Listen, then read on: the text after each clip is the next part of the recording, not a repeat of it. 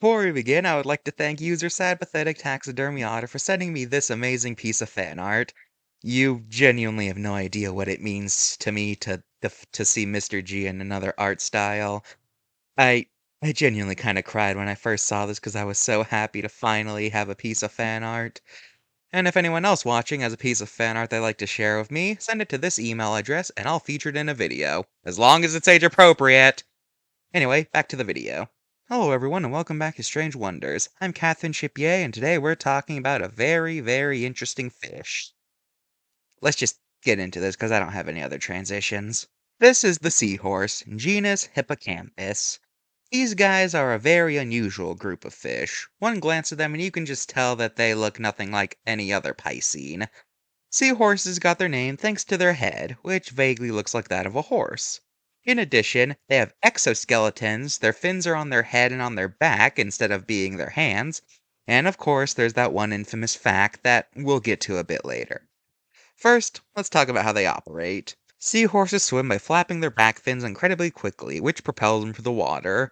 Unfortunately, this method makes them move very slowly, and their light size makes it easy for them to get picked up by currents. To get around this, seahorses have evolved prehensile tails that they can use to grab onto debris like seaweed or rocks in order to anchor themselves from the current.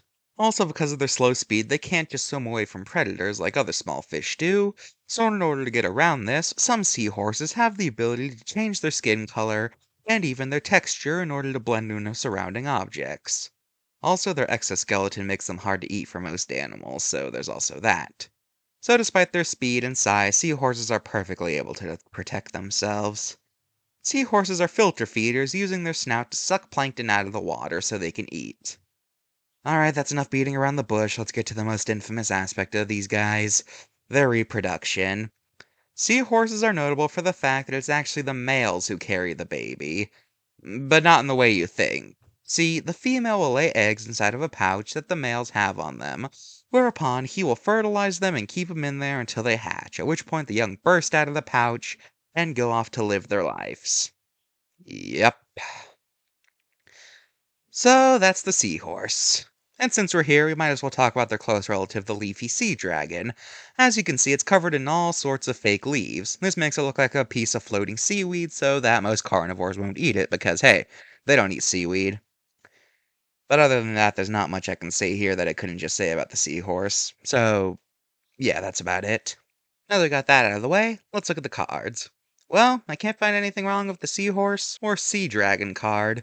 So they both get 10 out of 10s. Great job.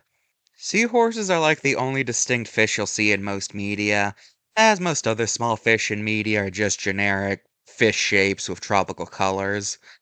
Also in media, seahorses will often be portrayed as being just like horses, just in the water. So there's that. Well, at least in Western media. See, in Japanese folklore, seahorses are considered baby dragons. In fact, that's literally what the Japanese word for them translates to. So as such, in Japanese media, like anime and video games, seahorses will often be given draconic features like claws and fire breath. Pretty cool.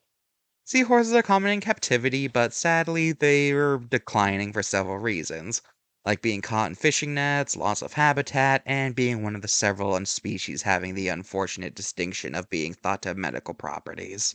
Well, that's seahorses. See you guys next time when we talk about the only bug that people actually tolerate. See you guys soon. Goodbye.